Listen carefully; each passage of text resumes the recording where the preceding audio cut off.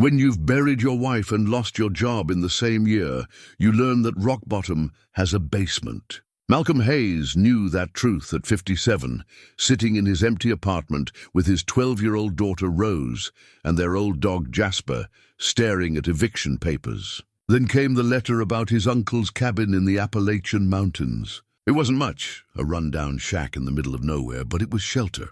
Malcolm packed their few belongings and drove into the wilderness, hoping for a fresh start. The cabin was supposed to be empty. But on their third night, Jasper disappeared into the dark woods. When the old dog returned at dawn, he wasn't alone. 5 children emerged from the trees behind him, covered in mud and fear, silent as ghosts. They wouldn't speak or explain where they came from. What secret were these children hiding in the forest? Before we jump back in, tell us where you're tuning in from. And if this story touches you, make sure you're subscribed, because tomorrow I've saved something extra special for you. The drive to Uncle Jerome's cabin had taken Malcolm Hayes through winding mountain roads that seemed to twist back through time itself. Every mile deeper into the Appalachian wilderness felt like shedding another layer of the life he'd lost. In the passenger seat, his 12-year-old daughter Rose pressed her face against the window, watching the dense forest roll past in shades of green he'd forgotten existed in the world. "Dad, are we really going to live up here?" Rose's voice carried the weight of uncertainty that had become her constant companion since her mother's death 8 months ago. Malcolm glanced in the rearview mirror at Jasper, their golden retriever mix, whose graying muzzle and patient eyes reflected his own weariness. "For now, sweetheart, until we figure things out." The truth was more complicated than that. Malcolm had been a social worker for 15 years, helping families navigate crisis after crisis, but when his own world collapsed, he'd found himself helpless against the tide. Angela's battle with ovarian cancer had consumed their savings faster than her treatments could slow the disease's advance. The medical bills, the time off work to care for her, the gradual erosion of hope, it had all culminated in that final, terrible morning when she slipped away while holding his hand. After that, Malcolm had tried to hold it together for Rose's sake. He'd returned to work at the Department of Children and Family Services, throwing himself into other people's problems to avoid facing his own grief. But the focus never returned. The empathy that had made him effective felt hollow now, mechanical. His supervisor had been understanding at first, then concerned, then finally forced to make the difficult decision that left Malcolm cleaning out his desk with a severance package that wouldn't last 2 months. The eviction notice had arrived on the same day as the letter from Jerome's lawyer. Malcolm's uncle had been the family eccentric, the one who disappeared into these mountains 30 years ago and only surfaced for Christmas cards and the occasional rambling phone call about wildlife and weather patterns. Malcolm remembered visiting as a child, when Jerome still lived in town and worked at the lumber mill.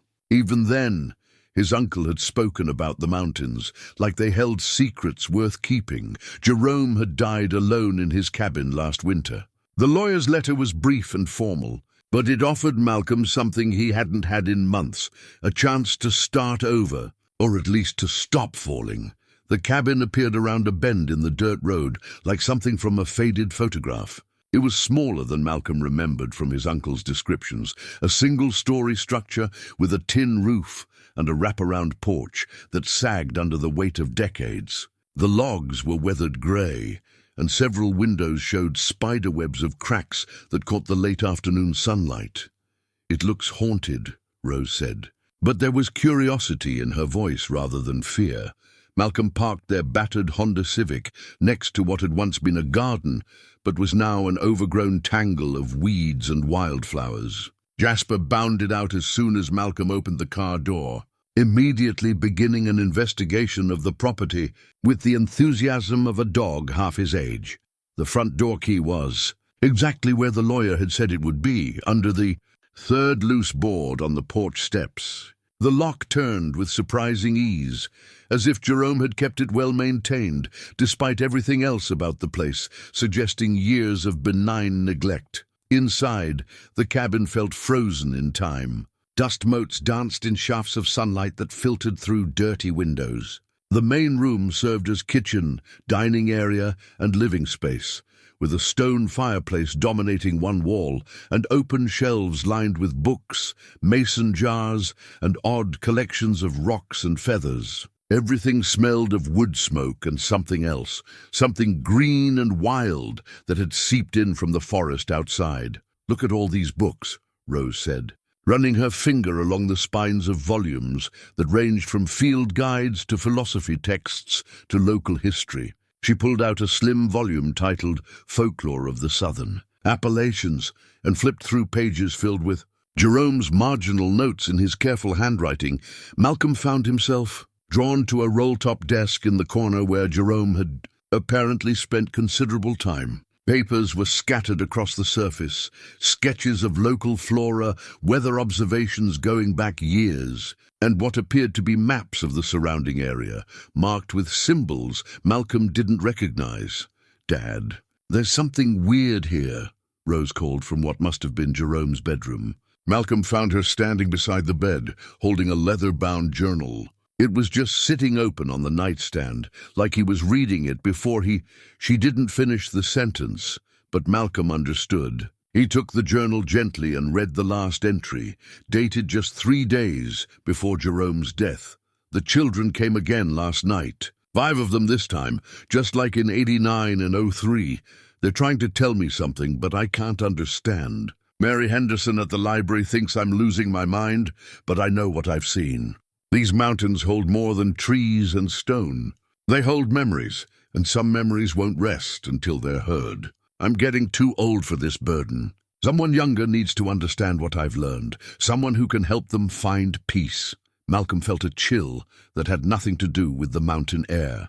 He flipped back through the journal, finding entry after entry documenting strange occurrences, unexplained sounds in the night, glimpses of small figures in the tree line, drawings left on his porch that showed stick figures holding hands in circles. "Dad?" Rose's voice brought him back to the present. She was holding up a child's drawing she'd found, tucked between the mattress and box spring. It showed 5 small figures standing in front of a cabin that looked remarkably like Jerome's, with a larger figure, clearly an adult, standing in the doorway with arms outstretched. Over the next few hours, they settled into the cabin as best they could. The electricity worked sporadically. The well water ran brown at first, but cleared after a few minutes, and the propane stove lit with only minor coaxing. Malcolm found sheets and blankets in a cedar chest, musty but serviceable. Rose claimed the small loft accessible by a ladder, declaring it perfect for her art supplies once they retrieved them from storage. As the sun began to set behind the ridgeline, Malcolm built a fire in the stone fireplace using split logs Jerome had left neatly stacked beside the hearth. The familiar rhythm of the work, crumpling newspaper, arranging kindling, nursing the first flames, brought a measure of peace he hadn't felt in months. Rose sat cross-legged on a braided rug in front of the fire, sketching in the notebook she always carried. Since Angela's death, drawing had become her primary means of processing the world. Her teachers had encouraged it, recognizing both talent and necessity in her careful, detailed renderings of everything from their old apartment to the faces of strangers in the grocery store. "What are you drawing?" Malcolm asked, settling into Jerome's worn recliner with the journal open on his lap. "The cabin," she said without looking up. "But I keep wanting to add more windows. It feels like there should be more ways to see out." Jasper had claimed a spot on the rug beside Rose, but Malcolm noticed the dog's attention kept drifting to the windows. Occasionally, his ears would perk up at sounds Malcolm couldn't identify, probably just the normal settling of an old building and the whisper of wind through trees. As night deepened, Malcolm continued reading Jerome's journal by the firelight. The entries painted a picture of a man who'd found purpose in isolation, but had gradually become aware of something beyond his understanding. There were references to local legends, mentions of children who'd gone missing over the decades, and increasingly frequent sightings of figures who shouldn't exist. One entry, dated 5 years earlier, particularly struck Malcolm, spoke with old Charlie Whitman today. "He's been hunting these mountains for 60 years, and he told me something that made my blood run cold. Said his grandfather used to warn him about certain hollows where children's voices could be heard calling for help, but when you followed the sound, you'd find nothing but empty air. Charlie always thought it was just mountain folklore, but after what I've seen, I wonder if some stories are just truths that haven't found the right listener yet, Dad. I think Jasper wants to go out, Rose said. The dog was standing by the front door, tail wagging but body tense with anticipation. Malcolm checked his watch. Nearly 10 o'clock, later than he usually let the dog out for his final walk of the day. Just for a few minutes, boy. Stay close. He opened the door and Jasper bounded into the darkness, immediately disappearing into the shadows beyond the porch light's reach. Malcolm stood in the doorway, listening to the symphony of night sounds, insects, the distant call of an owl, the rustle of small creatures moving through underbrush. That's when he heard it, a sound so faint he might have imagined it, like children whispering just beyond the edge of perception. He stepped onto the porch, straining to locate the source, but the sound faded into the general murmur of the forest. "Jasper!" he called softly. "Come on, boy." The dog emerged from the tree line a few moments later, but his behavior was different, alert and excited, as if he'd discovered something important. He trotted up to Malcolm and sat, looking expectantly between his owner and the dark woods. "What is it, boy? What did you find out there?" But Jasper just wagged his tail and padded back into the cabin, leaving Malcolm with the unsettling feeling that their first night in the mountains had introduced them to mysteries they weren't prepared to understand. Inside, Rose had fallen asleep on the rug, her sketchbook still open beside her. Malcolm gently shook her awake and helped her climb the ladder to the loft, where she mumbled good night and immediately burrowed under the quilts he'd found in the cedar chest. Alone by the dying fire, Malcolm returned to Jerome's journal, reading by the orange glow of embers. The final entries grew increasingly urgent, as if his uncle had been racing against time to document something crucial. The last coherent entry, written just a week before his death, contained a single line that made Malcolm's hands tremble. "They're not lost children.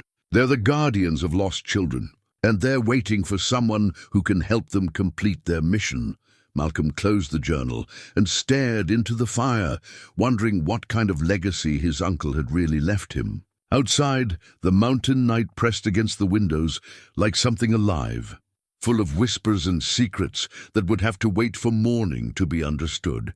But as he finally banked the fire and prepared for bed, Malcolm couldn't shake the feeling that morning might bring more questions than answers, and that the children Jerome had written about were already closer than he realized. Malcolm woke to the sound of Jasper whining at the front door. Grey dawn light filtered through the cabin windows, revealing their first morning in the mountains with an almost ethereal quality. For a moment he lay still in Jerome's bed, disoriented by the unfamiliar surroundings and the profound quiet that seemed to press against his ears. Then he remembered the journal, the strange entries, the feeling that something had been watching them from the forest the night before. "Dad?" Rose's voice drifted down from the loft. "Did you hear that scratching sound?" Malcolm sat up, instantly alert. "What kind of scratching?" "Like fingernails on wood." "It woke me up." Jasper's whining grew more insistent. Malcolm pulled on his jeans and padded barefoot to the front door, where the dog was pawing at the wood with unusual urgency. Through the window, Malcolm could see nothing but the normal shadows of early morning. But something felt different about the air, charged, expectant. He opened the door, and Jasper bounded onto the porch, immediately beginning his investigation of the immediate area. The dog's behavior was strange, focused but not alarmed, as if he were following a scent trail that led in multiple directions. "Rose, come look at this," Malcolm called softly. She climbed down from the loft, still in her pajamas, and joined him on the porch. That's when they both saw them, small handprints pressed against the outside of the living room window, too high for any normal child to reach without standing on something. The prints were perfectly formed, as if someone had pressed muddy palms against the glass and held them there long enough to leave clear impressions. "Those weren't there last night," Rose said with certainty. She had an artist's eye for detail, and Malcolm trusted her observation completely. He walked around the perimeter of the cabin, Rose close behind him. More evidence revealed itself, muddy footprints on the porch that were definitely too small to belong to any adult. Scuff marks on the exterior walls at child height, and strangest of all, a row of small stones arranged in a perfect line, leading from the cabin steps to the edge of the tree line. "Dad, I don't think we dreamed it," Rose whispered. Malcolm knelt beside one of the clearest footprints. The mud was still damp, and the impression showed the outline of a worn sneaker with a distinctive tread pattern. This wasn't some figment of their imagination or the product of grief-addled minds. Several someones, based on the variety of print sizes, had been here during the night. "Stay close to me," he told Rose, though his protective instincts were warring with curiosity. If these were truly children, they might need help. If they were something else entirely, he wasn't sure what that meant. Jasper had followed the stone trail to the forest edge and was now standing perfectly still, staring into the depths of the woods with his tail held high but not wagging. Malcolm had seen this behavior before. The dog was aware of something specific but not threatened by it. "Hello?" Malcolm called toward the tree line. "Is someone there?" The forest absorbed his voice without echo, but there was a quality to the silence that followed that suggested listening rather than emptiness. Rose moved closer to him, slipping her small hand into his. They waited for several minutes, but nothing emerged from the shadows between the trees. Finally, Malcolm led them back inside for breakfast, though he kept glancing through the windows as he prepared instant coffee, and found a box of cereal that Jerome had left behind. "We need to go into town today," he told Rose as they ate. "Get some supplies, maybe talk to people who knew Uncle Jerome." Rose nodded, but she was sketching again, this time drawing the handprints she'd seen on the window. Her artistic memory was remarkable. Every detail of size and positioning was perfectly captured on the page.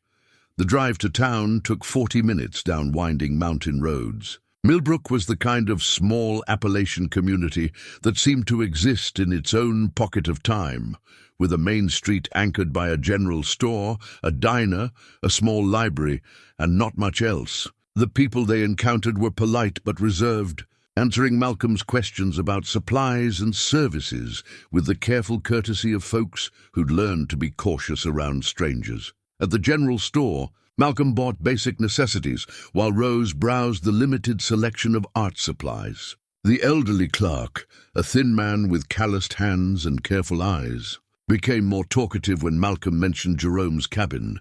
Jerome Hayes was a good man, the clerk said, bagging their purchases. Kept to himself mostly, but he had a way of helping folks when they needed it. "Real shame, him dying alone up there. Did he ever mention anything unusual about the property?" Malcolm asked carefully.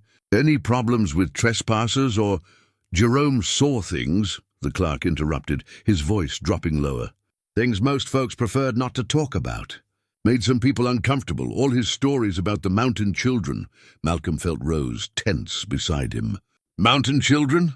The clerk glanced around the empty store, then leaned closer. "Local legends, mostly. Stories about children who went missing over the years, how sometimes hikers would catch glimpses of them in the deep woods. Jerome claimed he'd seen them regular-like, said they were trying to tell him something important. What did people think about that? Most figured grief and isolation got to him after his wife passed. But Jerome wasn't crazy, just saw things different than the rest of us. He spent a lot of time at the library, researching old newspaper stories about missing children. Mrs. Henderson could tell you more about that." The library was a small, well-maintained building that smelled of old books and furniture polish.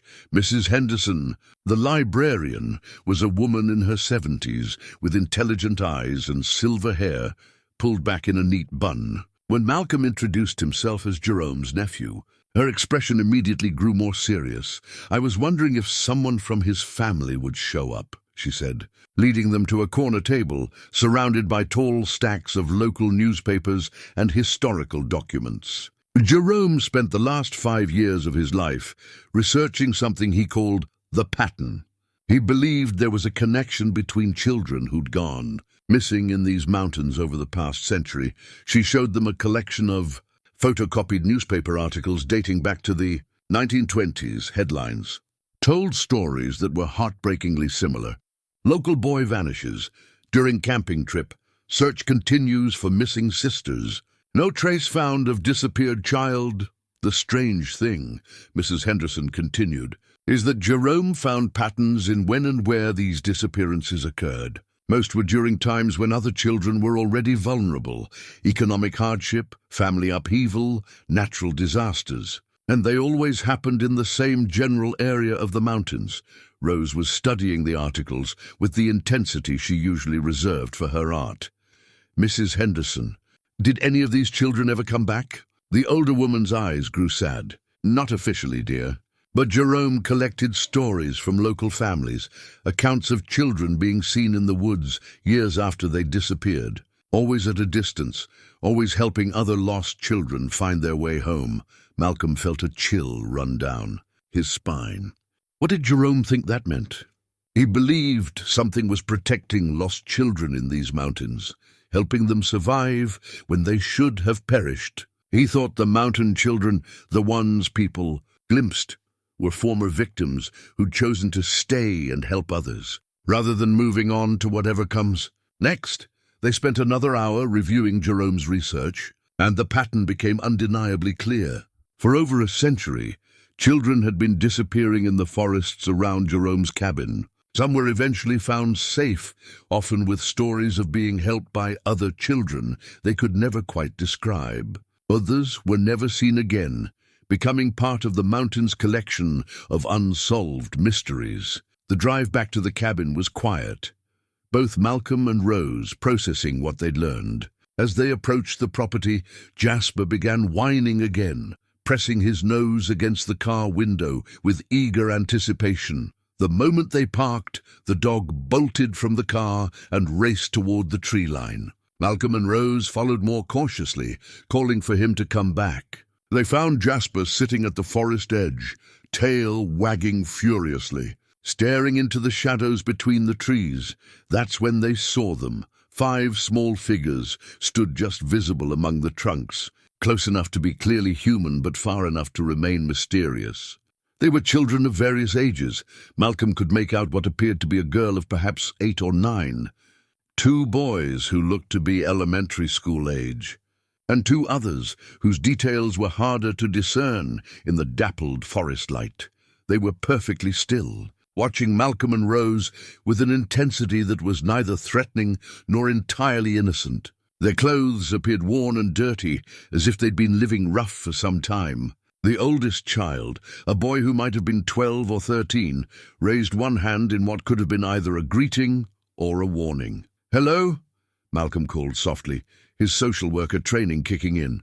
These were children, regardless of the circumstances, and children in apparent need. "Are you okay? Do you need help?" The response was immediate but unexpected. The children turned as one and melted back into the forest, disappearing so quickly and completely that Malcolm might have doubted what he'd seen if not for Rose's sharp intake of breath beside him. "They were real," she whispered. They were definitely real. Jasper remained at the forest edge, tail still wagging, looking expectantly between the trees and his family, as if trying to communicate something important. On the ground where the children had been standing, Malcolm found a single worn sneaker, small, muddy, and with the same distinctive tread pattern he'd seen in the footprints that morning. The shoe was real, solid, undeniably physical evidence that whatever was happening here transcended imagination or grief-induced hallucination. As they walked back to the cabin, Malcolm realized that their mountain retreat had become something else entirely. They weren't just hiding from their old life anymore. They'd stumbled into a mystery that had been waiting decades for the right person to solve it, and somehow he suspected they were being chosen for something far more important than they'd ever imagined. Over the next 3 days, Malcolm established a routine that felt both practical and surreal. Each morning, he and Rose would find new evidence of nocturnal visitors, small handprints on windows, stones arranged in patterns around the cabin, and occasionally simple drawings scratched into the dirt near the porch steps. The children, for Malcolm had no doubt now that they were dealing with actual children, whatever their circumstances, appeared to be testing them, gauging their reactions and intentions. Malcolm treated each interaction like the delicate social work cases he'd handled in his career, moving slowly and establishing trust through consistent, non-threatening behavior. Rose had thrown herself into documenting everything with the dedication of a young scientist. Her sketchbook was filling with detailed drawings of the evidence they found each morning, and she'd begun what she called her observation journal, recording times, weather conditions, and her theories about the children's behavior patterns. "Dad, look at this," she said on their fourth morning, pointing to a series of footprints that led from the forest to the cabin's back window. "They're getting closer each night. Yesterday the tracks stopped 10 feet from the house. Today they came right up to the glass." Malcolm studied the prints, noting Rose's accurate observation. The children were indeed becoming bolder, which suggested growing trust rather than increasing aggression. In his experience, children who meant harm didn't typically approach with such calculated caution. "I think we should leave them something," Rose continued. "Food, maybe, or toys?" The suggestion made sense, though Malcolm wanted to be careful not to create dependence or false expectations. That afternoon, they drove back to Millbrook's general store, where Malcolm carefully selected items that would communicate goodwill without commitment. Packaged crackers, juice boxes, a few simple coloring books, and crayons. Mrs. Henderson was working alone at the library when they stopped by to return the research materials she'd shared. She listened with growing interest as Malcolm described the children's gradual approach to the cabin. "Jerome went through the same progression," she said thoughtfully. "At first, he thought they were just local children playing pranks, but the pattern was too consistent, too purposeful. He eventually realized they were trying to communicate something specific. Did he ever figure out what?" Malcolm asked. Mrs. Henderson pulled out a folder she kept behind the circulation desk. "He thought they were showing him locations where other children had been lost or were currently in danger. Each time the mountain children appeared, Jerome would search the areas they seemed to be indicating. Sometimes he'd find evidence of recent camping or hiking activity. Twice, he actually located missing children who'd become separated from their families during hikes." Rose looked up from the book she'd been browsing. "So they were helping people?" That was Jerome's conclusion. He believed the mountain children were acting as guides, using their knowledge of the forest to protect living. Children who found themselves in dangerous situations. Malcolm felt a familiar stirring, the same sense of purpose that had drawn him to social work in the first place. If these children were indeed trying to help others, then perhaps his professional experience wasn't as irrelevant as he'd thought. That evening, they placed their offerings on a wooden crate near the tree line, far enough from the cabin to feel non-threatening, but close enough to be easily found. Malcolm had learned that timing mattered in building trust with vulnerable children, so they made their gesture visible and then retreated indoors to wait. The children came earlier than usual, just after sunset, when the light was dim but not completely dark.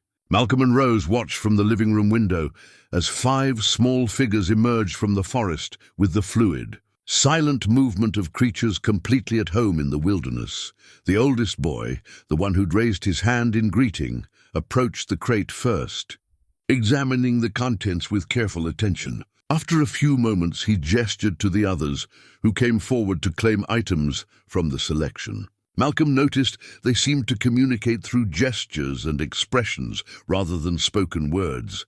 The youngest child, a boy who appeared to be perhaps 5 or 6 years old, picked up one of the juice boxes and held it uncertainly until the oldest girl, the one Malcolm had first noticed, showed him how to open it. The simple interaction revealed both their childlike nature and their apparent unfamiliarity with modern packaging.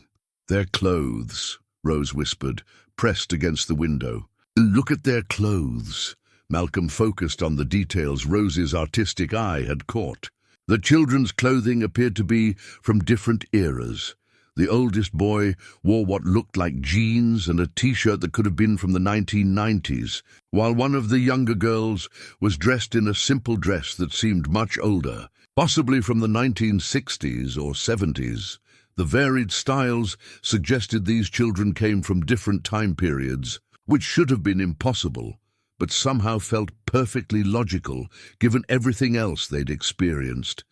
After the children had examined all the offerings, the oldest girl approached the cabin directly for the first time. She came within 10 feet of the front porch and looked directly at the window where Malcolm and Rose were watching. Then she did something that made Malcolm's breath catch in his throat. She smiled and waved, a gesture so natural and innocent that it transformed her from mysterious figure to ordinary child in an instant. Rose waved back enthusiastically, and Malcolm found himself raising his own hand in response. The connection lasted only a moment before the girl rejoined the others and they all melted back into the forest.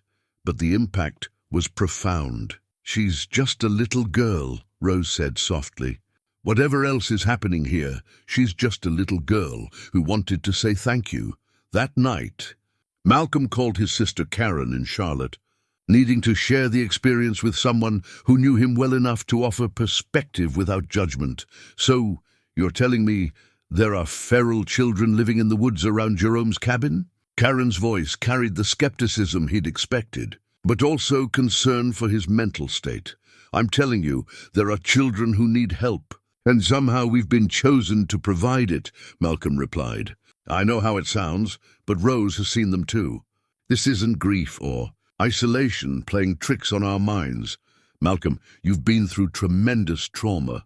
Moving to an isolated mountain cabin might not be the healthiest way to process. Karen, I held these children's shoes. I've seen their drawings. They left us presents tonight, wildflowers arranged in a circle around our door. This is real." There was a long pause before his sister spoke again. "What are you going to do?" "Help them," Malcolm said simply. "It's what I do." After he hung up, Malcolm found Rose sitting at Jerome's desk, drawing by lamplight. She'd captured the moment when the oldest girl had waved, and the expression on the child's face was both hauntingly beautiful and deeply sad. "What do you think they want from us?" Rose asked without looking up from her work. Malcolm studied his daughter's drawing, seeing in it the same mixture of hope and sorrow that had defined their own lives since Angela's death. "I think they want what every child wants," he said finally. "To be seen, to be understood, and to know that someone cares enough to help." Outside, night sounds filled the mountain air, owls calling, small creatures moving through underbrush, and underneath it all, a quality of listening that had become familiar. Malcolm realized he was no longer afraid of the mystery surrounding them. Instead, he felt something he hadn't experienced in months, a sense of purpose that extended beyond his own pain. Whatever these children needed from him, he was ready to provide it. The question was whether he could learn to understand their unique language of gestures, gifts, and trust before whatever they were trying to prevent came to pass. The breakthrough came on their 8th night at the cabin. Rose had been sketching the children from memory when she suddenly looked up and said, "Dad, I think they want us to follow them." Malcolm set down Jerome's journal, which had become his nightly reading. "What makes you say that? Look at the pattern of where they leave things." Rose spread her drawings across the coffee table, showing the progression of gifts and markers the children had left over the past week. The first night they put stones near the porch. Then they moved them closer to the tree line. Then into the forest a little way. Tonight, there's a trail of flowers leading toward that big oak tree where Jasper always wants to go. Malcolm studied his daughter's careful documentation and realized she was right. The children had been creating a path, gradually encouraging them to venture further from the cabin's safety. It was exactly the kind of patient approach he might use with traumatized children who needed to build trust before revealing their deeper needs. "If we follow them, we go slowly and we stay together," he said finally. "And Jasper comes with us." The next evening they were ready. Malcolm had packed a small backpack with water, a flashlight, and his cell phone, though service was non-existent, this deep in the mountains. Rose brought her sketchbook and the box of crayons the children hadn't taken from their offerings. The children appeared at their usual time, just as the last light was fading from the sky. This time, instead of approaching the cabin, they remained at the forest edge and seemed to wait. The oldest girl, whom Rose had started calling quiet because of her intense, watchful demeanor, made a clear gesture for them to follow. Malcolm, Rose, and Jasper approached slowly. The children backed into the forest, always staying just within sight, leading them along what appeared to be a well-used path that Malcolm hadn't noticed before. The trail was narrow but clear, winding between large trees and over moss-covered rocks with the confidence of long familiarity. After about 10 minutes of walking, they came to a clearing where someone had built a rough shelter from fallen logs and pine boughs. It was clearly child-made, with attention to protection from weather, but no adult engineering sophistication. Around the shelter, Malcolm could see evidence of long-term habitation, a fire ring made from carefully arranged stones, sleeping areas lined with pine needles, and a collection of containers that appeared to be used for gathering water. The children had stopped at the edge of the clearing and were watching Malcolm and Rose intently, as if waiting for their reaction to this revelation of their living space. "This is where you stay," Rose said softly, not really a question. She pulled out her sketchbook and began drawing the shelter, her pencil moving quickly to capture details. "It's actually pretty smart construction for the materials you have." The youngest boy, a thin child with dark hair who couldn't have been older than 6, took a tentative step toward Rose. She held very still, continuing to draw, but not making any sudden movements. After a moment, the boy came close enough to see her work, his eyes widening as he recognized the shelter appearing on her page. "You want to try?" Rose asked, offering him a crayon. The interaction that followed was like watching two different species learn to communicate.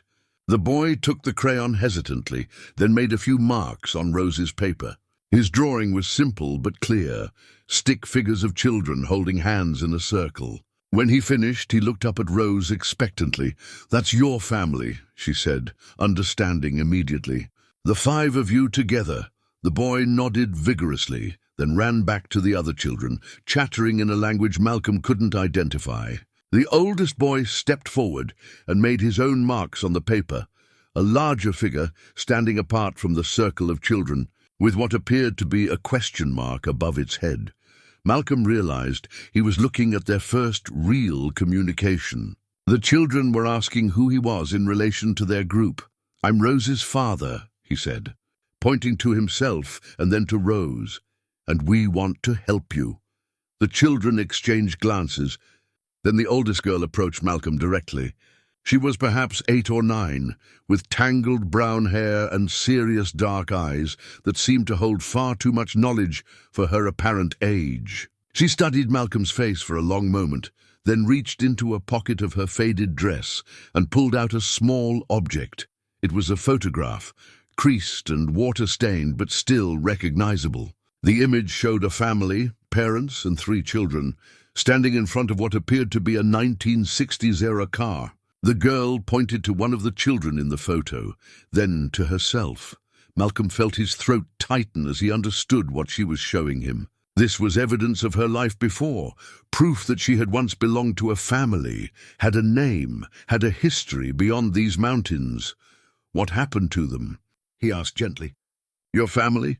The girl's expression grew sad, and she made a gesture that Malcolm interpreted as gone or lost. Then she pointed to the other children and made the same gesture. They were all orphans, all children who had lost their families and somehow found each other in this wilderness. Over the next hour, Malcolm and Rose learned more about the children through their patient combination of gestures, drawings, and shared objects. Each child carried some token from their previous life. The oldest boy had a baseball card from 1993. One of the younger girls wore a necklace that looked handmade, and the smallest boy clutched a toy car that had seen better decades. What disturbed Malcolm most was realizing that these weren't just homeless children who had been living rough for a few weeks or months. The condition of their possessions, the sophisticated nature of their forest survival skills, and most telling of all, The fact that some of their clothing styles were clearly from different eras suggested they had been here far longer than should have been possible. "Dad," Rose whispered, pulling him aside while the children shared their dinner of nuts and wild berries.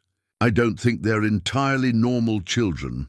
Malcolm had reached the same conclusion, but hearing it from his 12-year-old daughter made it feel more real and more unsettling. "What do you mean?" "Look at their eyes," she said quietly. "They're too old, like they've seen things that would take a lifetime to understand.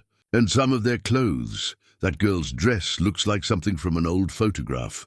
Before Malcolm could respond, Quiet approached them with something new in her hands. It was a hand-drawn map, carefully rendered on what appeared to be bark stripped from a birch tree. The map showed the area around Jerome's cabin, with various locations marked by symbols. Malcolm was beginning to recognize from his uncle's journal. Quiet pointed to one symbol, a circle with radiating lines, then gestured toward a path leading deeper into the mountains. Her expression was urgent, almost pleading. "You want us to go somewhere," Malcolm said, studying the map. "Somewhere specific," Quiet nodded, then made a series of gestures that clearly indicated danger and urgency. She pointed to the symbol again, then to Malcolm and Rose, then made a protective gesture that reminded Malcolm painfully of how Angela used to shield Rose during thunderstorms. "There's someone else," Rose said suddenly, understanding flooding her voice. "Someone who needs help, and they want us to find them." The children's reaction confirmed Rose's interpretation. All 5 of them began gesturing at once, their usual silence replaced by an urgent need to communicate. The oldest boy picked up a stick and began drawing in the dirt, crude figures that appeared to show someone trapped or confined. Malcolm felt his social worker instincts fully engage. If there was a child in danger somewhere in these mountains, he couldn't ignore that responsibility, regardless of how strange the circumstances had become. "Can you show us?" he asked Quiet. "Tomorrow in daylight?" Quiet looked toward the other children, and some silent communication passed between them. Finally she nodded, but her expression remained troubled, as if agreeing to help meant accepting some kind of risk. The walk back to the cabin was quiet, but Malcolm's mind was racing. He was beginning to understand that Jerome's research had only scratched the surface of what was happening in these mountains. The children weren't just lost or homeless. They were something else entirely, something that defied easy explanation but demanded action nonetheless. "Dad, I want to help them," Rose said as they reached the cabin's porch. "Whatever they need us to do, I want to help." Malcolm looked at his daughter, really looked at her, and realized that something had changed in her over the past week. The withdrawn, grieving child, who had barely spoken during the drive from Charlotte, was gone, replaced by a young person with purpose and determination. The mystery of the mountain children had given Rose something her mother's death had taken away, a reason to engage with the world. "We'll help them," he promised, "but we do it carefully, and we do it together." That night Malcolm called his sister again, but found himself unable to explain what they'd discovered. How could he tell Karen that they were apparently being recruited by children who might not be entirely human to rescue someone whose existence they could only infer from crude drawings and urgent gestures? Instead, he simply said they were settling in well and would be staying longer than originally planned. It wasn't a lie exactly, but it wasn't the complete truth either. As he prepared for bed, Malcolm found himself thinking about the photograph Quiet had shown him. A family frozen in time, before whatever tragedy had claimed them and left their daughter to survive in the wilderness with a group of other lost children. The image reminded him of his own family photos, moments of happiness preserved against the inevitable passage of time and loss. But there was something else in that photograph that nagged at him. Something about the setting or the car or the clothing that suggested it had been taken much longer ago than the girl's apparent age would allow. Tomorrow, when they followed the children deeper into the mountains, he suspected he would learn answers to questions he wasn't sure he was ready to ask. Outside his window, the mountain night was filled with the usual sounds of nocturnal activity. But underneath it all, Malcolm could hear something new. Voices, perhaps, or singing. So faint it might have been imagination, but too persistent to ignore entirely. The children were out there, waiting for morning, and whatever revelation, they were prepared to share. Malcolm fell asleep, wondering if he was brave enough to learn the truth they were offering to show him. Malcolm woke before dawn, his dreams filled with children's voices, calling for help from places he couldn't reach. The urgency in Quiet's gestures the night before had settled into his bones like an ache, and he found himself unable to rest until he understood what the children needed him to do. Rose was already awake when he climbed down from the loft, sitting at Jerome's desk with her sketchbook open and Angela's heart-shaped locket in her other hand. The necklace had been Angela's most treasured possession, a gift from her grandmother that she'd worn every day until the cancer treatments made even light jewelry uncomfortable. "I want to give this to Quiet," Rose said without looking up from her drawing. "Mom would have wanted to help those children. And maybe if Quiet has something special, it will help her trust us more." The gesture was so mature, so perfectly in keeping with Angela's generous spirit, that Malcolm felt tears sting his eyes. His daughter was becoming someone remarkable, shaped by loss, but not broken by it. "Your mother would be proud of that decision," he said, sitting beside her. "And proud of you." Rose looked up then, and Malcolm saw Angela's strength reflected in her young face. "I dreamed about them last night. The children, but also about other kids, scared and hiding somewhere dark. I think Quiet was trying to show me what they need us to find." Before Malcolm could respond, Jasper began barking from the front porch. They hurried outside to find the 5 children waiting at the tree line, but their usual calm demeanor had been replaced by obvious agitation. The oldest boy was pacing back and forth, while Quiet kept looking toward the deeper mountains with an expression of worried urgency. "Something's changed," Malcolm said, his social worker instincts recognizing the signs of escalated crisis. "They're scared about something."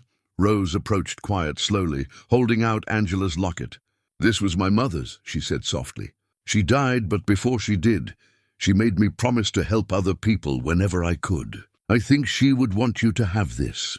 Quiet stared at the locket for a long moment, then looked up at Rose with an expression that mixed gratitude with something deeper, recognition, perhaps, or understanding that transcended words. She accepted the necklace with the reverence of someone receiving a sacred trust, immediately fastening it around her neck, where it caught the morning light like a small sun. The gesture seemed to galvanize the other children. The oldest boy approached Malcolm and began gesturing with increased urgency, pointing toward the mountains and making signs that clearly indicated danger and the passage of time. Whatever they were trying to prevent was becoming more imminent. "Show us," Malcolm said simply. The trek into the mountains was more challenging than their evening walk to the children's shelter. The path wound steadily upward through increasingly dense forest, over streams that had to be crossed on fallen logs, and around massive boulders that seemed to have been dropped by ancient glaciers. The children moved with the sure-footed confidence of creatures born to this environment. But they frequently stopped to wait for Malcolm and Rose to catch up. After 2 hours of climbing, they reached a rocky outcropping that provided a view of the valley below. Malcolm could see Jerome's cabin in the distance, looking impossibly small among the vast expanse of green. But the children weren't interested in the view. They had stopped here for a different reason. Quiet pointed to a thin column of smoke rising from a wooded area perhaps 2 miles further into the mountains. It was barely visible, the kind of careful fire that someone was trying to keep hidden, and Malcolm felt his stomach clench with understanding. "Someone's camping where they shouldn't be," he said. "And you think there are children there who need help?" The children's vigorous nodding confirmed his interpretation. The youngest boy began making gestures that Malcolm interpreted as fear and hiding, while one of the girls drew in the dirt to show figures separated from a larger group. Rose pulled out her binoculars, a birthday gift from Angela that had become one of her most treasured possessions, and studied the smoke's source. "Dad, I can see part of a structure through the trees." It doesn't look like a normal campsite. Malcolm took the binoculars and focused on the area Rose had indicated. What he saw made his blood run cold. Partially hidden among the trees was what appeared to be a rough wooden building, too large and permanent to be a simple hunting cabin. Smoke rose from a metal chimney, and he could just make out what looked like a fenced area nearby. "We need to get closer," he said. Though every instinct warned him they were moving towards something dangerous, the children led them down from the outcropping, along paths that seemed to exist only in their collective memory. They moved with increased caution now, frequently stopping to listen and test the air like wild creatures sensing predators. Malcolm found himself grateful for their guidance. Without it, he and Rose would have made enough noise to alert anyone within miles. As they drew closer to the smoke's source, Malcolm began to hear sounds that confirmed his worst fears. Voices, adult and harsh, speaking in tones that suggested authority and control. But underneath those voices, so faint he might have imagined them, were other sounds, smaller voices, younger, calling softly as if afraid to be heard. They stopped behind a screen of thick undergrowth about 50 yards from the building. From this vantage point, Malcolm could see that his initial assessment had been correct. This was no ordinary campsite. The structure was a crude but substantial cabin, built with the kind of attention to concealment that suggested it had been here for some time. The fenced area he'd spotted through the binoculars appeared to be some kind of pen or enclosure. Quiet tugged on Malcolm's sleeve and pointed toward a small window on the cabin's side. In the glass, barely visible, Malcolm could make out movement, small figures that could only be children. Rose gasped softly beside him.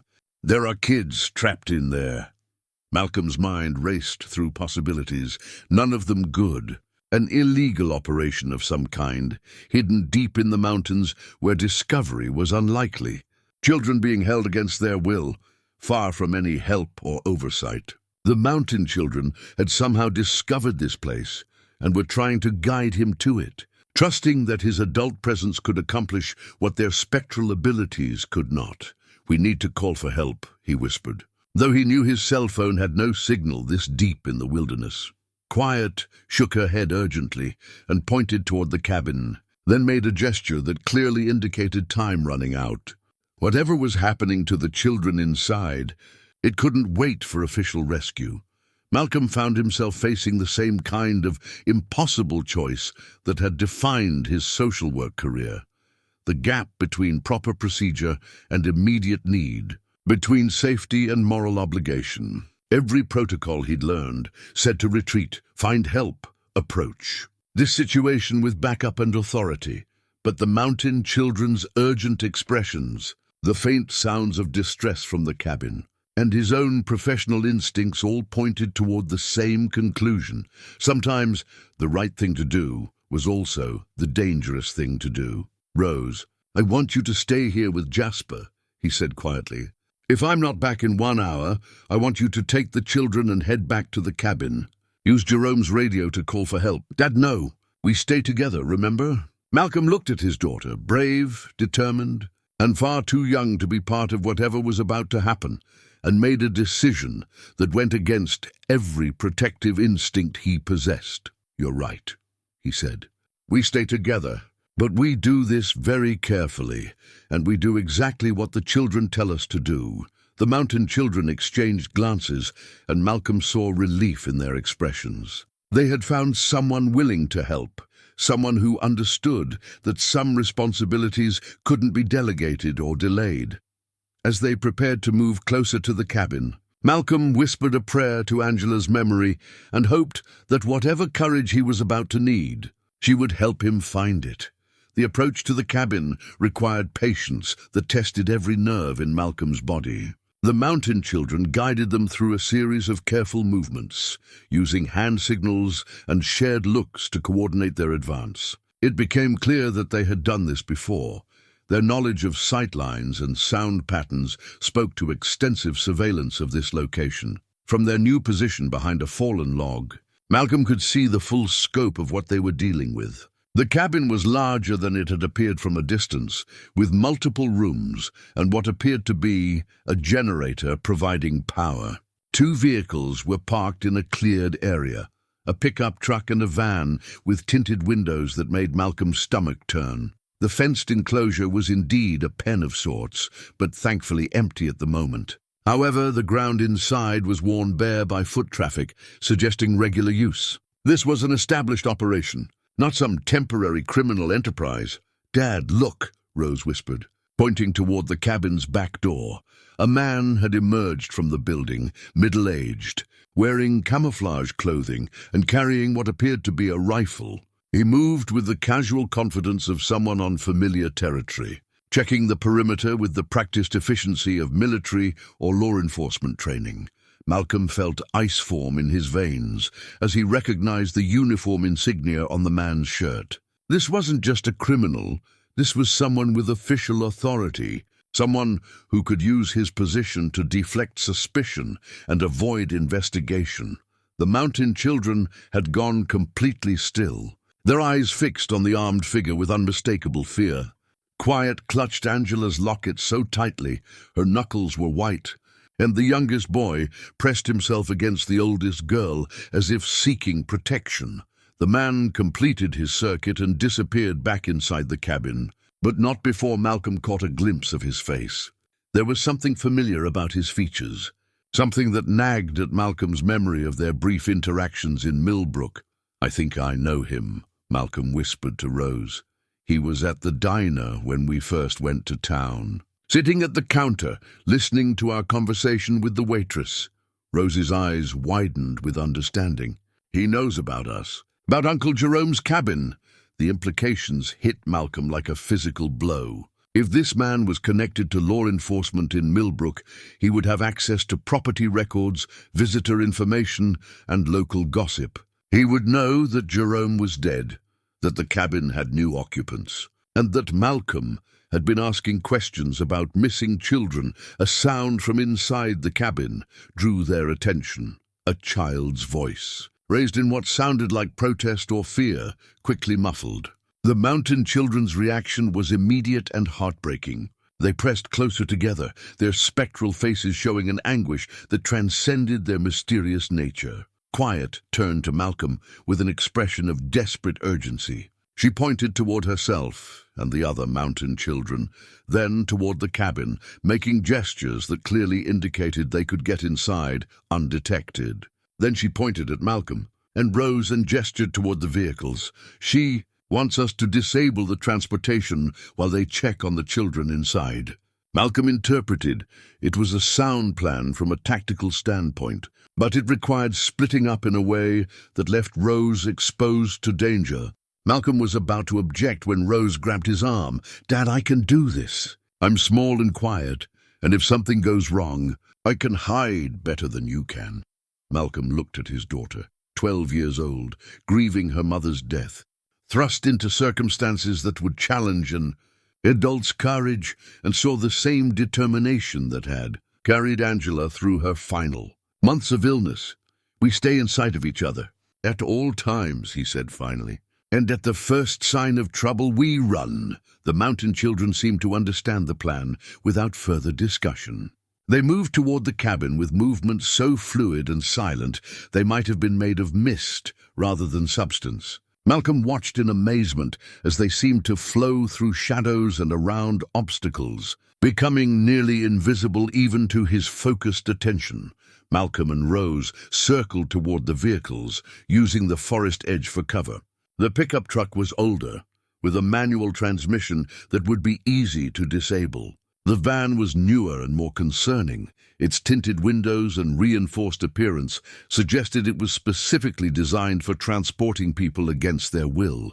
Working quickly and quietly, Malcolm located the truck's hood release and disconnected the battery cables, then moved to the van and repeated the process. For good measure, he used his pocket knife to puncture one tire on each vehicle, enough to prevent escape, but not immediately obvious to a casual observer. While Malcolm worked on the vehicles, Rose kept watch and documented everything in her sketchbook.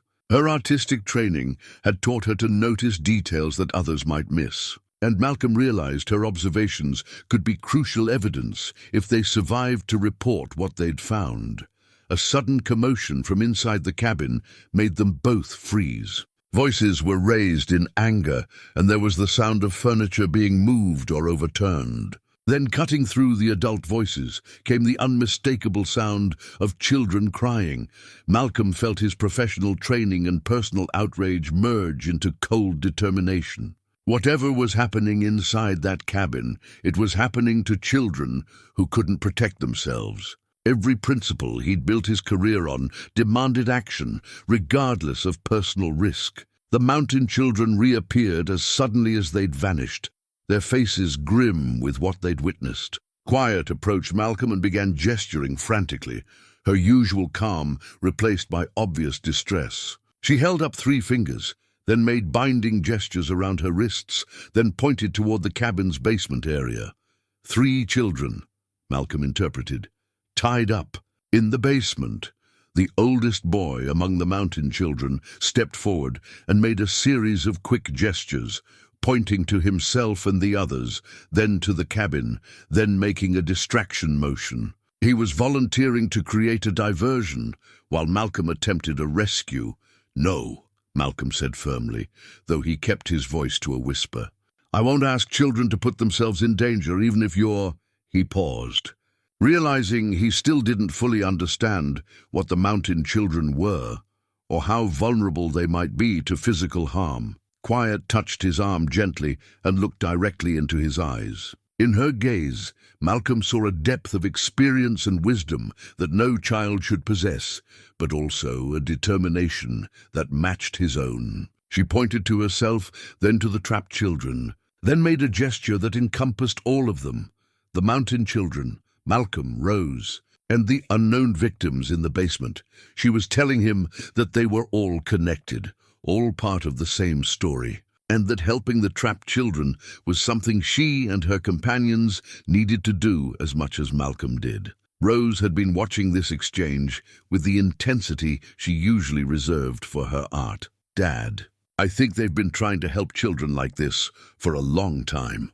Maybe this is why they're still here, to guide people like us to situations like this." Malcolm looked around at the faces surrounding him, his daughter, brave beyond her years. 5 mysterious children whose existence defied explanation, but whose purpose seemed clear. And somewhere in the cabin ahead, at least 3 more children whose lives depended on the choices he made in the next few minutes. The weight of responsibility was crushing, but it was also familiar.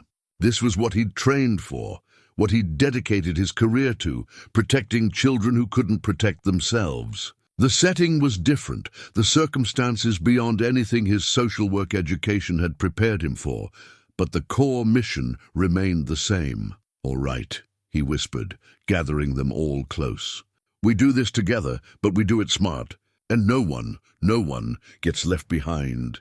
The plan they developed was simple but required precise timing. The mountain children would create a distraction at the front of the cabin, drawing the armed man outside and away from the basement entrance. Malcolm would use that window to get inside and locate the trapped children, while Rose maintained watch from the forest edge with Jasper, ready to signal if additional threats appeared.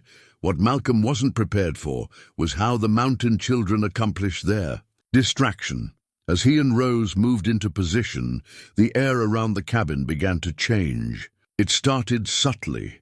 A shift in the quality of light, a sudden stillness among the trees, a sense of expectancy that made the hair on Malcolm's arms stand up.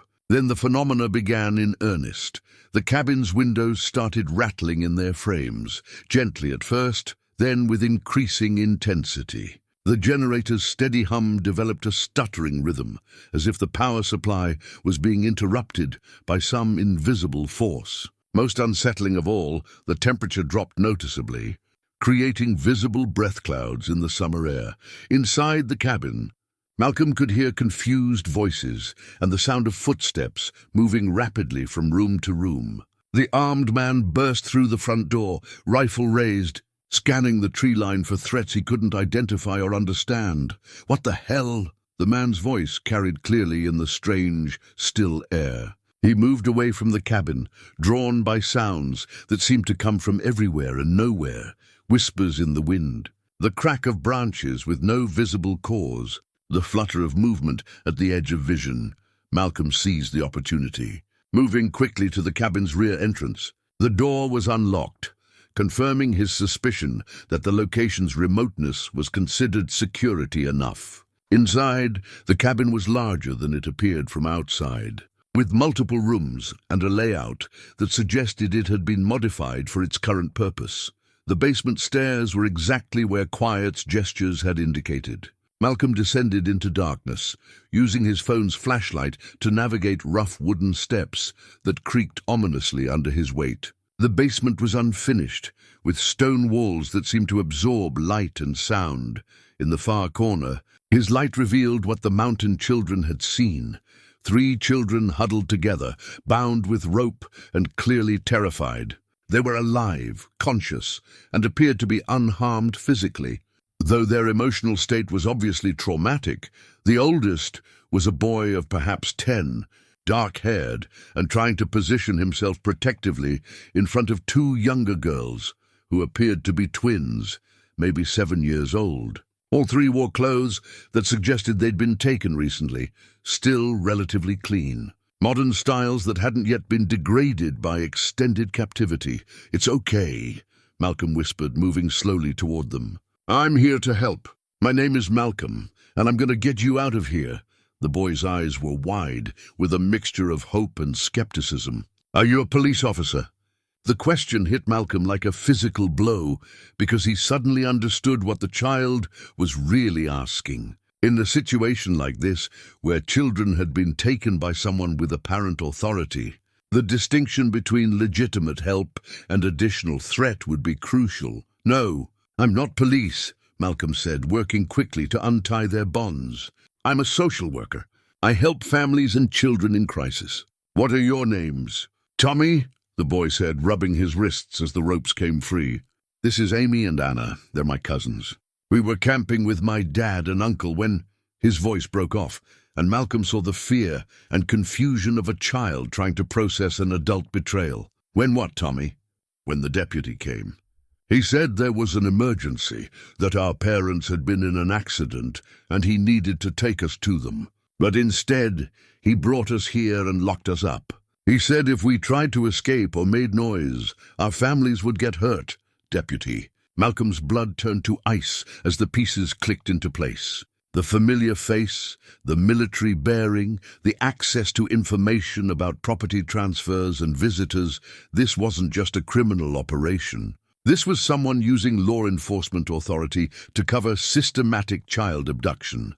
The sound of footsteps above them indicated their time was running out. Malcolm helped the children to their feet, noting that Amy was limping slightly and Anna was clutching a small school ID card, like a lifeline. "We're going out the back way," Malcolm whispered.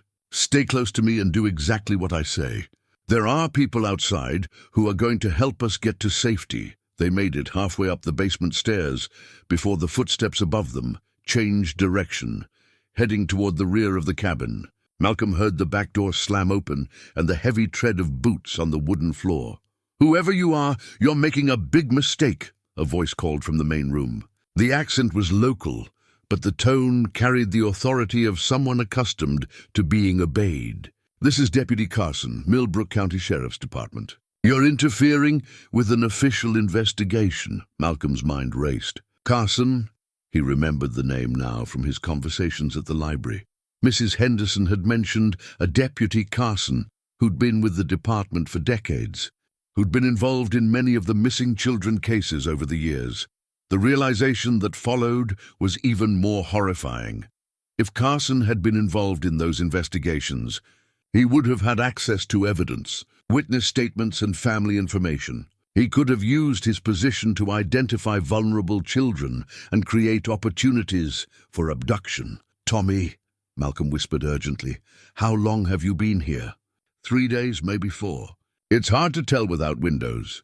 Have you seen other children? Anyone else being held here?" Tommy's expression grew more frightened. He said there were others, but they were moved to a different place. He kept talking about buyers and shipments and how we needed to be ready to travel. Malcolm felt sick. This wasn't just abduction. It was human trafficking, with children being treated as commodities to be bought and sold. And it was being orchestrated by someone who could use law enforcement resources to avoid detection and eliminate obstacles. The footsteps above them had stopped, replaced by a silence that was somehow more threatening than noise. Malcolm realized Carson was listening, trying to determine their location within the cabin. That's when the mountain children's intervention escalated to a new level. The supernatural phenomena that had started as a distraction became something far more intense. Every piece of glass in the cabin began vibrating simultaneously, creating a harmonic frequency that was both beautiful and terrifying. The temperature drop became so severe that frost began forming on the windows. Most dramatically, shadows began moving independently of their sources, creating the impression of figures walking through rooms where no one stood. What the hell is happening? Carson's voice had lost its authoritative tone. Replaced by barely controlled panic, Malcolm heard the crash of something heavy hitting the floor, followed by the unmistakable sound of someone stumbling in the dark. The mountain children were giving them a window of opportunity. But it wouldn't last long. "Now," Malcolm whispered, leading the three children up the remaining stairs and toward the back door. They emerged into chaos. The supernatural manifestations had intensified beyond anything Malcolm had witnessed before. Trees were swaying without wind. The air itself seemed to shimmer with energy. And in the dancing shadows between the buildings, Malcolm could see the mountain children, but not as the solid figures he'd grown accustomed to. They appeared as they truly were. Translucent, glowing softly with an inner light, moving with purpose and power that transcended physical limitations. They were shepherding Carson away from the cabin, using fear and confusion to keep him from pursuing Malcolm and the rescued children. Rose appeared at the forest edge, waving frantically for them to hurry. Malcolm guided Tommy, Amy, and Anna toward her position, but as they ran, he caught a glimpse of Carson through the cabin window. The deputy had managed to regain his composure enough to retrieve his rifle, and Malcolm saw him raising the weapon toward the fleeing group. Time seemed to slow as Malcolm realized that their supernatural allies, for all their power, might not be able to stop a bullet. That's when Jasper burst from the forest like a golden missile, hitting Carson in the chest through the open doorway and sending both man and rifle tumbling to the cabin floor. "Go!" Malcolm shouted, pushing the children toward the safety of the trees. Behind them, the mountain children's manifestation reached a crescendo of light and sound that seemed to shake the very foundations of the mountain itself. As they reached the forest edge, Malcolm turned back for one final look at the cabin. Carson was struggling to his feet, bloodied but still dangerous, his face twisted with rage and desperation. But surrounding him, visible now in their full spectral glory, the mountain children stood like guardians between him and any hope of pursuit. For the first time since arriving at Jerome's cabin, Malcolm truly understood what he was dealing with. These weren't lost children seeking help, they were protectors. Spirits who had chosen to remain in this world to defend the innocent against predators, who used authority and isolation to hide their crimes. And now, whether he was ready or not, Malcolm had become part of their mission. The escape through the mountain forest was harrowing but successful. Malcolm's years of hiking with Angela had prepared him for rough terrain, but guiding three traumatized children through dense woodland while staying ahead of potential pursuit required every ounce of his endurance and focus. Tommy proved to be remarkably resilient, helping his younger cousins navigate difficult passages and keeping them calm when exhaustion and fear threatened to overwhelm them. Amy's limp slowed their progress, but she never complained, and Anna clutched her school ID card like a talisman that would guide them home. The mountain children served as advance scouts, appearing and disappearing among the trees to signal safe paths and potential dangers. Their spectral nature allowed them to move ahead and return with information about Carson's movements. And Malcolm was grateful to learn that the deputy appeared to be dealing with the aftermath of their supernatural assault rather than organizing immediate pursuit.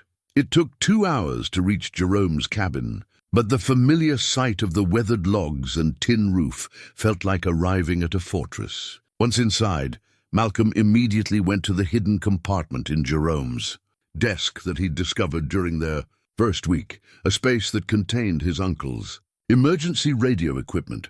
The radio was military surplus, designed for communication in areas where normal electronics failed. Jerome had kept it in perfect working order, complete with fresh batteries and a detailed frequency guide. Malcolm had found the operating manual during one of his explorations of his uncle's belongings, but he'd never expected to need it for anything more serious than reporting a forest fire. "Kids, I need you to sit at the kitchen table while I try to call for help," Malcolm said, his hands shaking slightly as he assembled the radio components. "Rose, can you get them some water and something to eat?" While Rose took care of the immediate needs of their 3 guests, Malcolm worked to establish communication with the outside world. The radio's range was substantial, but reaching the right people required both technical skill and knowledge of emergency protocols that he'd never needed before. After several failed attempts, he managed to reach a state police dispatcher in Charleston. The conversation that followed was surreal, explaining that he was reporting the discovery of a child trafficking operation run by a local deputy sheriff, based on information provided by children who might or might not be entirely human. "Sir, I need you to slow down and provide specific details," the dispatcher said with professional calm. "You're reporting that Deputy Carson of Millbrook County is involved in child abduction." Malcolm took a deep breath and focused on the facts he could prove. "I have 3 children with me, Tommy, Amy, and Anna, who were abducted 3 days ago from a camping site and held against their will in a cabin approximately 2 miles northeast of Millbrook. They were told by the abductor that he was a sheriff's deputy responding to a family emergency." The dispatcher's tone became more serious. "Are the children injured? Do they require immediate medical attention?" "They appear to be physically unharmed, but obviously traumatized. The person who took them was armed and may still be in the area. I disabled his vehicles, but he could have other means of transportation. What is your current location, sir?" Malcolm provided coordinates based on Jerome's detailed maps, grateful for his uncle's meticulous documentation of the property. The dispatcher confirmed that state police and FBI units were being dispatched, but reaching their remote location would take time. "Mr. Hayes, I need you to secure the location and avoid any further contact with the suspect." "Can you do that?" Malcolm looked around the cabin at Rose, who was helping the 3 children draw pictures as a way to process their trauma, and at the windows, where he could occasionally glimpse the mountain children, maintaining their protective watch. "I'll do my best," he said, though he suspected that Carson wouldn't simply abandon an operation that represented years of planning and investment. After ending the radio communication, Malcolm gathered the children around Jerome's kitchen table for a conversation he'd had with countless families during his social work career, but never under circumstances quite like these. "Tommy, Amy, Anna, I need you to tell me everything you can remember about what happened to you.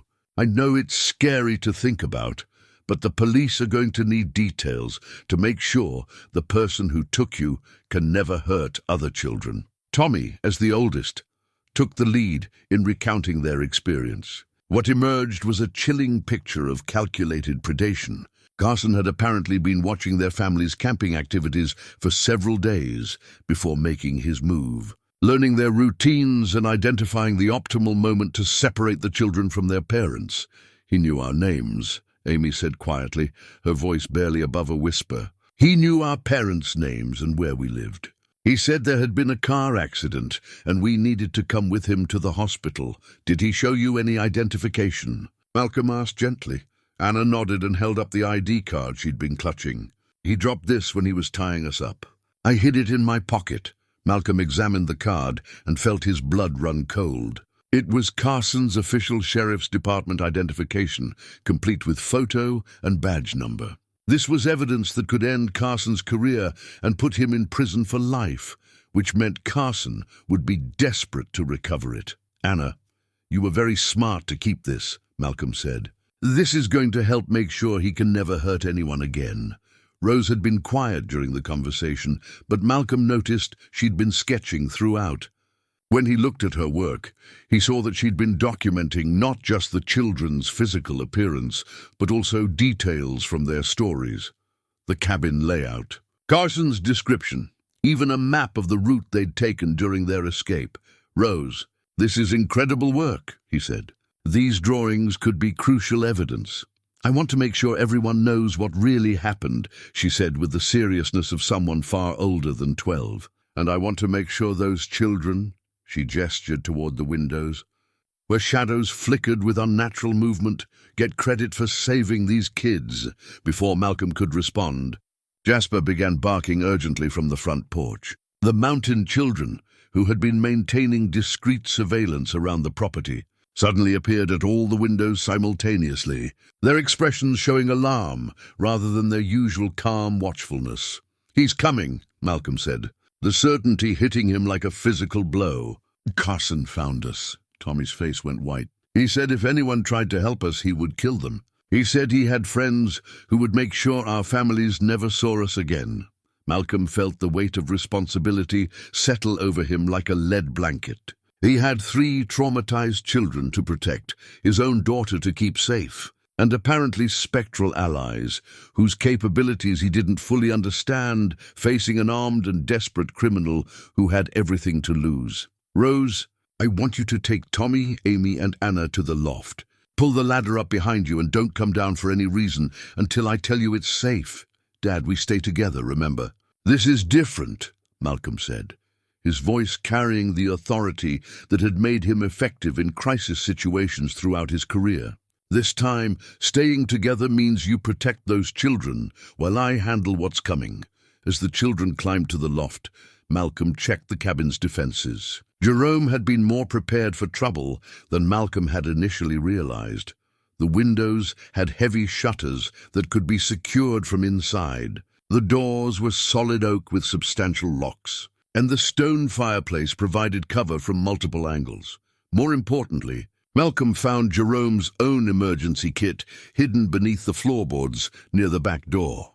In addition to basic survival supplies, it contained items that suggested his uncle had been preparing for exactly this kind of confrontation: pepper spray, a flare gun, and most surprisingly, a loaded .38 revolver with a note attached for when the children need protection from those who would harm them.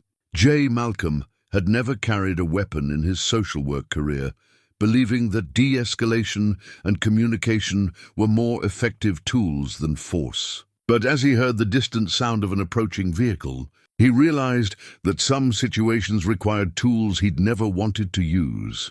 The mountain children had arranged themselves around the cabin's perimeter, visible through the windows as glowing figures that seemed to draw power from their determination to protect the innocent. Malcolm understood now that they had been waiting decades for someone like him, an adult who could take action in the physical world while they provided supernatural support. The sound of the vehicle grew closer, and Malcolm recognized the heavy rumble of a truck engine being pushed harder than it was designed to handle. Carson had apparently found alternative transportation and was coming fast.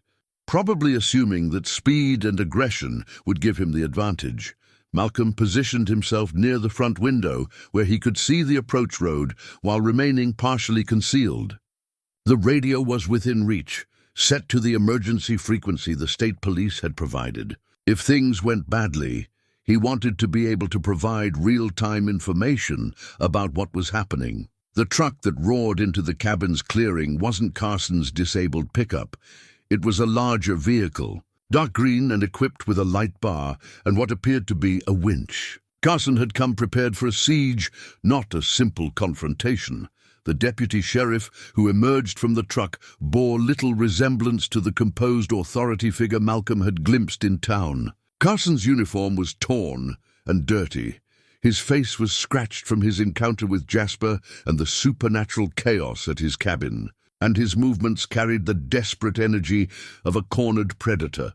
He was still armed, but more concerning was the equipment he began unloading from the truck: rope, tools, and what appeared to be chemical containers that made Malcolm's stomach clench with possibilities he didn't want to consider. "Hayes!" Carson called toward the cabin, his voice carrying across the clearing with forced authority. "I know you're in there." "You've got something that belongs to me, and I'm here to collect it." Malcolm remained silent, but the mountain children's response was immediate and visible. The air around the cabin began to shimmer with the same energy Malcolm had witnessed at Carson's hideout, and the temperature dropped noticeably even inside the building. "You think your ghost stories are going to scare me?" Carson continued, his voice now carrying a note of hysteria. "I've been dealing with those mountain spirits for 20 years. They can rattle windows and drop temperatures, but they can't stop bullets or fire. Fire!" Malcolm's blood turned to ice as he understood Carson's plan. If he couldn't retrieve the evidence and children, he would eliminate them along with anyone who could testify against him. The final confrontation was coming, and Malcolm realized that all his social work training, all his experience with crisis intervention and de-escalation, might not be enough to protect the children who were depending on him. But as he watched the mountain children take positions around the clearing, their spectral forms glowing brighter with determined purpose, Malcolm felt something he hadn't experienced since Angela's death: the absolute certainty that he was exactly where he needed to be, doing exactly what he was meant to do. Whatever happened next, it would end here tonight, with the protection of innocence hanging in the balance between a desperate criminal and forces that transcended the boundaries between worlds. Carson's psychological assault began with calculated precision, drawing on 20 years of law enforcement experience to maximize fear and confusion. His voice carried across the clearing with the authority of someone accustomed to being obeyed, but underneath the professional tone, Malcolm could hear the desperation of a man watching his carefully constructed world collapse. "Mr. Hayes, I know you think you're helping those children, but you don't understand the situation," Carson called out, his tone shifting to sound reasonable and concerned. "Those kids were taken from their families by very dangerous people. I've been working undercover for months to track down this trafficking ring. It was a masterful manipulation, designed to create doubt and exploit any uncertainty Malcolm might have about what he'd witnessed. In his social work career, Malcolm had encountered countless situations where the truth was deliberately obscured by those seeking to avoid consequences for their actions, but Carson's credibility had already been destroyed by the evidence Anna carried in her pocket, and the testimony of 3 traumatized children who had lived through days of captivity. More importantly, the mountain children's reaction to Carson's presence made clear that they recognized him as a threat to be opposed, not a protector to be trusted. "The people I'm tracking know I'm close to exposing them," Carson continued, moving closer to the cabin while maintaining the pretense of reasonable authority. "They've been using supernatural propaganda to frighten locals away from certain areas where they conduct their operations. What you've been seeing in these mountains isn't spirits. It's technology designed to create false phenomena." Malcolm felt Angela's wedding ring in his pocket, the simple gold band he'd carried since her death, as a reminder of love that transcended physical limitations. The mountain children weren't technology or propaganda. They were evidence that some bonds were too strong for death to break, that some purposes were too important to abandon. "I'm going to need you to bring those children out peacefully," Carson said, his voice taking on a harder edge as he realized his psychological approach wasn't working. "If you interfere with this operation, you'll be charged with obstruction of justice and endangering the welfare of minors." Malcolm checked the radio one more time, confirming that state police were still en route, but wouldn't arrive for at least another hour. An hour was an eternity when facing an armed and desperate criminal who had already demonstrated his willingness to use violence against children. The mountain children had been moving during Carson's monologue, positioning themselves around the clearing in what appeared to be a coordinated defensive pattern. Malcolm could see them through the windows, translucent figures glowing with inner light, their faces showing the same determined protection he'd seen in parents defending their young. Carson's patience finally snapped when his psychological tactics failed to produce results. The reasonable authority figure facade disappeared, replaced by raw fury and desperation. "Fine," he snarled, his voice losing all pretense of official concern. "You want to play hero? Let's see how heroic you feel when I burn this place down around you." The threat wasn't idle. Carson began pulling items from his truck that made Malcolm's stomach turn. Gasoline containers, road flares, and what appeared to be accelerant chemicals. He was preparing to turn the cabin into a furnace, calculating that destroying all evidence and witnesses was preferable to facing exposure and prosecution. Malcolm knew he had to act before Carson could begin his arson. The revolver felt heavy and unfamiliar in his hand, but his social work training had taught him that some situations required decisive intervention to prevent greater harm. "Carson, this is over," Malcolm called through the front window, making his position known while keeping most of his body protected by the cabin's log walls. "The state police are already on their way. The children are safe, and they've told me everything about what you did to them." Carson's response was immediate and violent. He raised his rifle and fired 3 rapid shots at the cabin's front windows, shattering glass and sending splinters of wood flying through the interior. Malcolm threw himself to the floor as bullets whined overhead, grateful that he'd insisted the children retreat to the loft. But Carson's aggression triggered something unprecedented from the mountain children. Their supernatural manifestation exploded into phenomena that transcended anything Malcolm had witnessed before. Every piece of metal in the clearing began vibrating in harmonic resonance, creating a sound like a cathedral organ made of wind and stone. The temperature plummeted so rapidly that Carson's breath became visible in great white clouds. Most dramatically, the mountain children became fully visible, not as translucent spirits, but as solid, glowing figures whose presence seemed to bend reality around them. They stood between Carson and the cabin, 5 children who had chosen to remain in this world to protect others, their spectral nature blazing with purpose and power. Carson staggered backward, his rifle wavering as he confronted something that challenged his understanding of what was possible. But his desperation overcame his fear, and Malcolm watched in horror as the deputy pulled a road flare from his equipment pile. "I don't care what you are," Carson screamed at the mountain children, his voice cracking with hysteria. "You can't stop fire from burning flesh." The flare ignited with a brilliant red glow, and Carson drew back his arm to throw it toward the cabin's wooden walls. Malcolm realized that supernatural intervention, for all its power, might not be enough to stop a physical attack that could kill everyone inside. That's when Malcolm made a choice that would define the rest of his life. Rising from his defensive position, he stepped into full view at the shattered front window and took aim with Jerome's revolver, drawing on every lesson Angela had taught him about protecting those who couldn't protect themselves. The moment stretched like eternity as Malcolm held Jerome's revolver, with hands steadied by absolute moral certainty. Carson's arm was drawn back, the road flare blazing red in his grip, seconds away from turning the cabin into an inferno with 4 children trapped inside. But before Malcolm could fire, the mountain children acted with power that transcended the physical world. The 5 spectral figures moved as one, their glowing forms converging on Carson with purpose that had been building for decades. They didn't touch him, they surrounded him, and their presence created a vortex of supernatural energy that seemed to bend the very air around his position.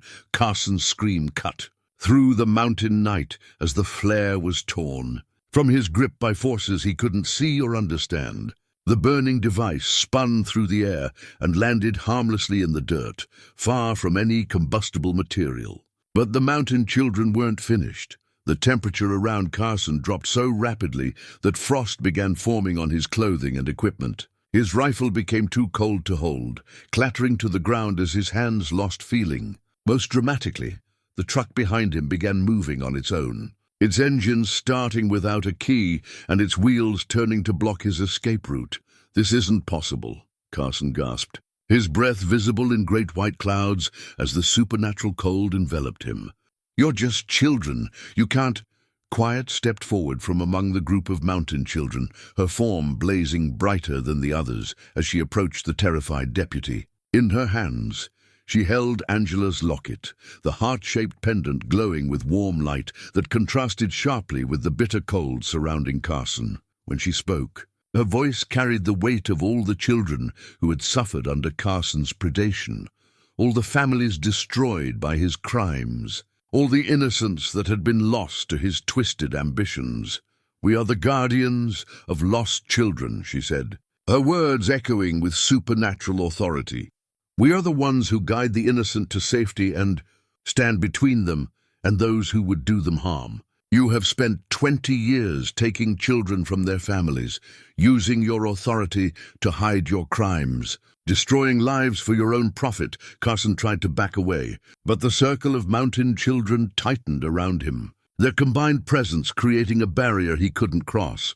"Each child you took, each family you destroyed, each life you ended, we felt their pain," the oldest boy said, his voice joining Quiet's in a harmony that seemed to come from the mountain itself. "We tried to protect them, to guide rescuers to their location, to warn others of the danger you represented, but we could not touch the physical world directly," the youngest girl added, her small voice carrying infinite sadness. "We could only watch and hope that someone with the power to act would hear our warnings." Malcolm understood then why the mountain children had led him to this moment. They had been trying for decades to stop Carson's predation, using their limited ability to influence the physical world to guide potential rescuers to his victims. Jerome had been one such rescuer, but his age and isolation had limited what he could accomplish alone. Malcolm represented something they had been waiting for, an adult, with both the professional training to help traumatized children and the moral courage to act when official channels failed. Carson's desperation reached a breaking point as he realized the supernatural forces arrayed against him. He lunged toward his dropped rifle, but his movements were sluggish in the supernatural cold, and his fingers couldn't grip the frozen metal. "You want to know the truth?" he screamed at the mountain children, his voice cracking with hysteria. "I know what you are. I've been hunting in these mountains for 20 years, and I've seen the records. You're the ones who got away, the children who died in my early experiments before I learned how to keep them alive for transport." The revelation hit Malcolm like a physical blow. The mountain children weren't just protectors who had chosen to remain in this world. They were Carson's earliest victims, children who had died at his hands, but whose spirits had remained to prevent others from suffering the same fate. The mountain children's response to Carson's confession was swift and final. Their forms blazed brighter, and the supernatural phenomena intensified beyond anything Malcolm had witnessed. The ground beneath Carson's feet began to crack and shift, as if the mountain itself was rejecting his presence. "Your time is over," Quiet said, her voice now carrying the authority of natural law itself. "The children you can still hurt will be protected. The evidence of your crimes will be preserved, and you will face justice for every life you've destroyed." Carson made one final desperate attempt to reach his weapons, but the mountain children's power held him frozen in place. His face was white with more than cold.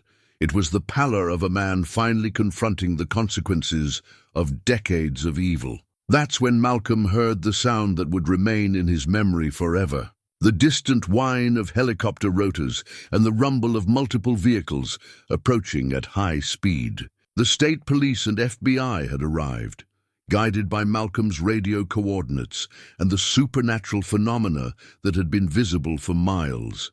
As law enforcement vehicles poured into the clearing, their headlights and spotlights illuminating the scene, the mountain children began to fade. Their mission was complete.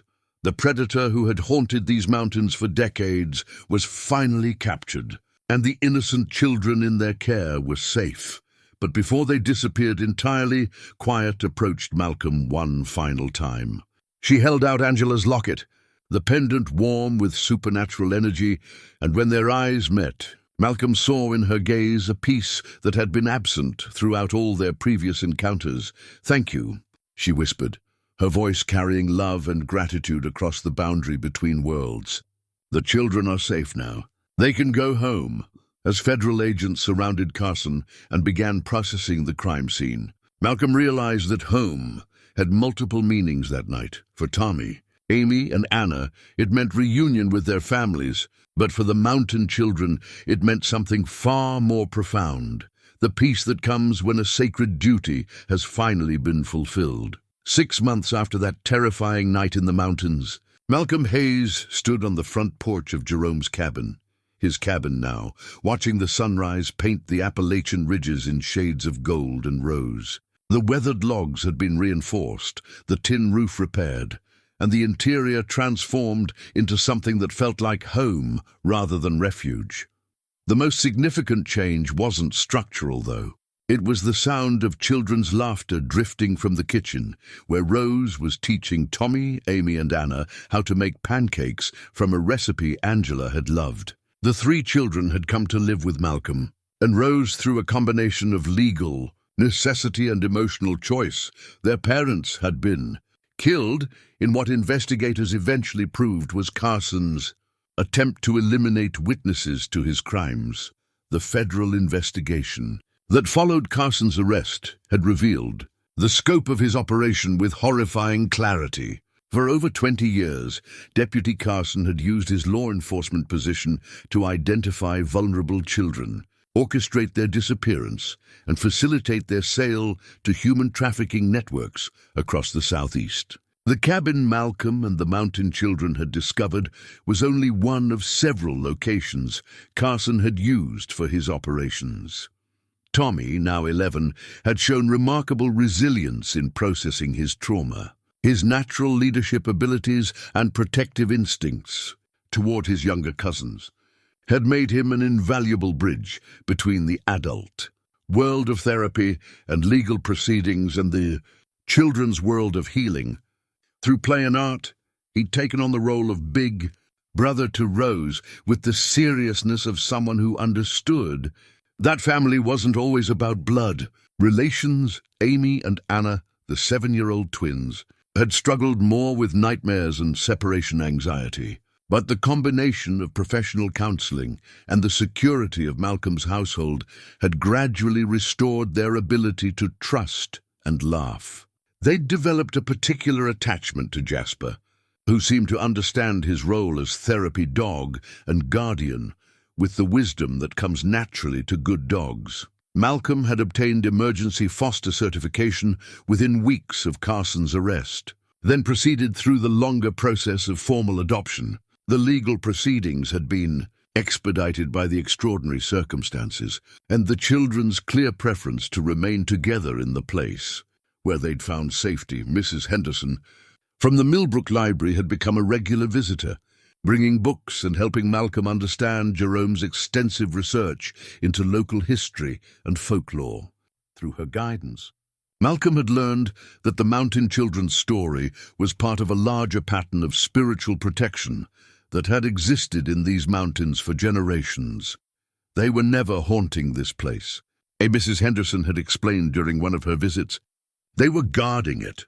Jerome understood that toward the end. He realized his role wasn't to help them find peace by leaving. It was to help them find peace by completing their mission. The mountain children had appeared one final time. On the night Carson was formally sentenced to life in prison without possibility of parole, Malcolm had been sitting on the front porch reading by lamplight when he'd sensed their presence. In the gentle way the air had changed temperature and quality, all 5 had appeared together, standing at the edge of the tree line where Malcolm had first seen them months earlier.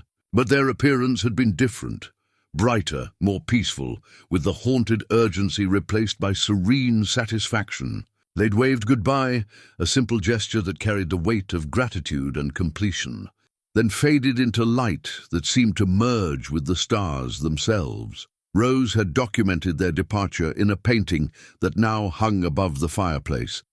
5 children walking hand in hand toward a brilliant light, their faces showing the joy of a long journey finally completed. It was the centerpiece of a gallery wall that included her sketches of their rescue mission. Family photos that now included Tommy, Amy, and Anna, and a framed copy of Angela's final letter to Malcolm, in which she'd written, "The greatest gift you can give our daughter is to show her that love creates more love, that helping others heals our own wounds, and that families are built by choice as much as by chance." Malcolm's work had evolved as well. He'd established a non-profit organization focused on identifying and rescuing children from trafficking situations, using Jerome's research as a foundation and the mountain location as a training center for law enforcement and social workers. The isolation that had once felt like exile now provided the perfect environment for sensitive work that required both security and tranquility. The program had attracted national attention, partly because of the dramatic circumstances of its founding, but mostly because of its innovative approach to combining traditional investigative techniques with attention to local folklore and community wisdom. Malcolm had learned that many missing children cases involved patterns and locations that law enforcement overlooked because they seemed too rooted in local legend to be taken seriously. "Dad, breakfast is ready," Rose called from the kitchen doorway. At 13, she'd grown into the kind of young person who took responsibility seriously while maintaining the artistic sensitivity that made her an invaluable bridge between the adult and child. Perspectives in their household. Malcolm joined his family because that's what they were now, a family created by trauma but bound by love, around the kitchen table that had once belonged to Jerome and now hosted conversations about everything from homework to hiking. Plans to the letters they regularly received from other families whose children had been rescued through their program. "Can we visit the memory place today?" Anna asked, referring to the quiet clearing where the mountain children's shelter had stood. The structure was gone now, but the location remained a peaceful spot where the family often went to reflect and remember. "After we finish the new brochures for the center," Malcolm said, reaching across the table to ruffle her hair. "Tommy's illustrations are going to help a lot of people understand what we do here." As they ate breakfast in the comfortable chaos of a house full of children, Malcolm felt Angela's presence in the way love multiplied rather than divided when shared. The mountain children had taught him that some bonds transcend death, that protection and purpose can bridge any gap, and that healing often comes through helping others heal. The sun climbed higher over the Appalachian ridges, illuminating a day full of ordinary miracles, children safe and loved, work that mattered, and the knowledge that sometimes the greatest tragedies become the foundation for the most important victories. Outside the kitchen window, the mountain forest stretched endlessly toward horizons that held the promise of more children who needed protection, more families who needed healing, and more opportunities to transform loss into love. Malcolm Hayes had found his calling in the most unlikely place, guided by the most impossible teachers, toward a purpose that honored both the living and the dead in their shared commitment to protecting innocence. The mountain children were at peace now, but their legacy lived on in every child who would find safety because someone had learned to listen to the voices that called from the spaces between worlds, asking not for themselves but for others who still needed protection. It was, Malcolm reflected as he watched his children plan their day, exactly the kind of legacy Angela would have wanted him to build.